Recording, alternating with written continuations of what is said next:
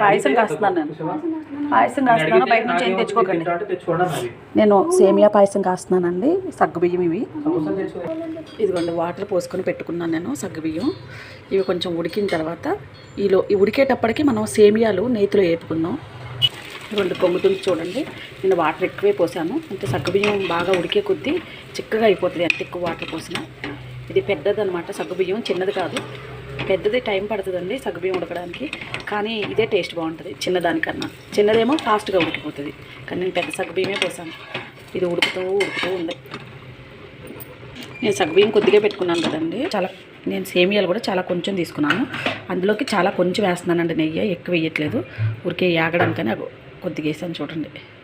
ఒక 1/2 tea spoon అలా 2-3 drops వేసాను. ఎక్కువ వాడట్లేదు నేను నెయ్యి. ఆ నేతులు అంటే నేను ఎక్కువ వాడనండి. నెయ్యిలు అవి ఇవి వాడితే ఊరికే ఒళ్ళు వచ్చేస్తుంది అది ఇది అంటారు కదా. నేను ప్రతి దాంట్లోనే నెయ్యి వాడను. మా పిల్లలకి మాత్రం, అంటే నాకు కూడా నెయ్యి ఇష్టం ఉండదు అనుకోండి, మా పిల్లలకి మాత్రం నెయ్యి వేసే పెడతాను. ఎందుకంటే ఊరికే పప్పులో మాత్రం, మామిడికాయ పచ్చళ్ళలో మాత్రం వాళ్ళకి మాత్రమే వేస్తాను. ఉండే అట్లా ఎక్కువ వేసుకోనండి నెయ్యి. నాకు నెయ్యి అసలు పడదు, ఇష్టం ఉండదు. మా నాన్నగారికి కూడా నెయ్యి ఇష్టం ఉండదు, నాకు నెయ్యి పడదు అసలు. ఇలా కొంచెం గోధుమ రంగులోకి అవుతుంది కదా, కోల్డ్ బ్రౌన్లోకి అయ్యేటప్పటికి తీసేసుకుందాం.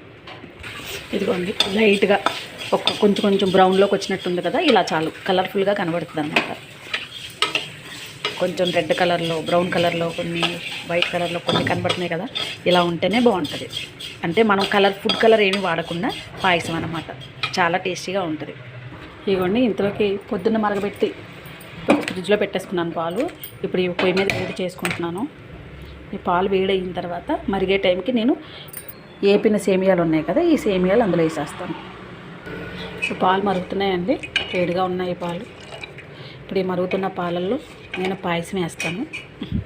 సారీ, పాయసం కాదండి, సేమియాలు వేస్తాను. ఏపి పెట్టుకున్నాను కదా, ఆ సేమియాలు వేస్తాను.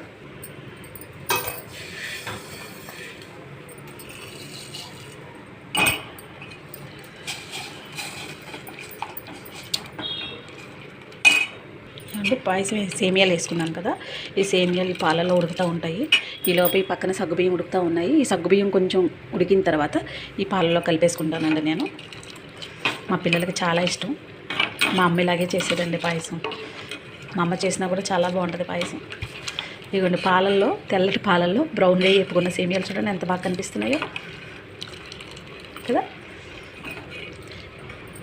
ఇదిగోండి ఆల్మోస్ట్ ఉడికిపోయినట్టే. ఇప్పుడు సేమియాలతో పాటు ఈ చిన్న పలుకు కూడా ఉడికిపోతుంది. ఇప్పుడు కట్టేసుకుందాం. కొంచెంగా ఈ పాలలో ఈ సగ్గుబియ్యం వేసేసుకుందాం. పాలతో పాటు ఉడుకుతాయి ఇప్పుడు ఇవి.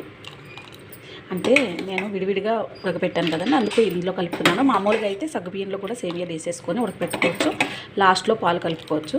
నేనేంటంటే పాలల్లోనే సేమియాలు వేసి ఉడకబెడుతున్నాను.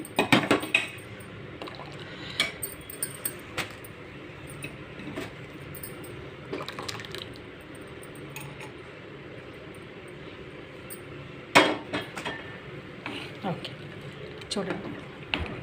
అయితే బెల్లం కానీ పంచదార కానీ ఫస్టే వేసుకుంటే పాలు ఇరిగిపోతాయండి. ఫస్ట్ ఎప్పుడు వేసుకోకూడదు. చూసారా, ఈ చిక్కదనం సరిపోతుంది. ఈ చిక్కదనంలోనే ఇప్పుడు ఆ పాయసం ఉడుకుతుంది. సేమియాలను సగ్గుబియ్యం రెండు ఉడుకుతాయి. ఆల్మోస్ట్ చూడండి సగ్గుబియ్యం సేమియాలు ఉడికిపోయినట్టే. ఇంకొక 10 మినిట్స్ అంతే, అంతకన్నా ఎక్కువ పెట్టను.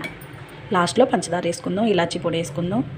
గిన్నెకి అడుగు పట్టేస్తుంది కదా, అందుకని నేను కలుపుతూనే ఉన్నానండి. అడుగు పట్టి మాడిపోతే బాగోదు కదా, టేస్ట్ మారిపోద్ది, మాడి వాసన బాగోదు తాగడానికి. మనం ఎంత కష్టపడి చేసుకుందాం అంత వృధా అయిపోద్ది. గిన్నె మాడిపోయిందంటే. అసలు నేను స్టీల్ గిన్నెలో వండుతున్నానంటే అందుకని కలుపుతూనే ఉన్నాను ఇలాగా. నేను ఇప్పటిదాకా ఆయిల్లో పెట్టానండి.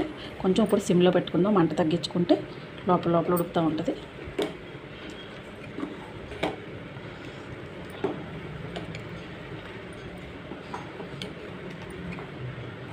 ఇవ్వండి యాలక్కాయలు దంచుకున్నాను చక్కగా. దంచిన యాలక్కాయలు ఒక 4-5 వేసుకుంటున్నానండి.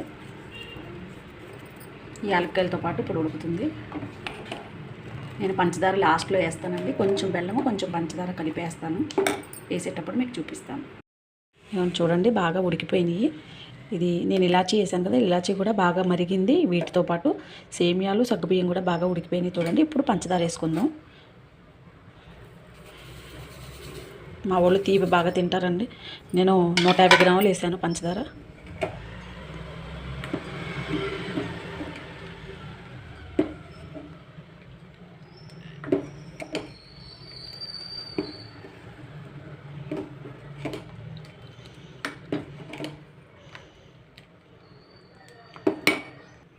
ఇలాగే ఒక 2 నిమిషాలు ఉంచితే పంచదార బాగా మరుగుతుంది, కరిగిపోయి వీటితో పాటు టేస్ట్ వస్తుందండి.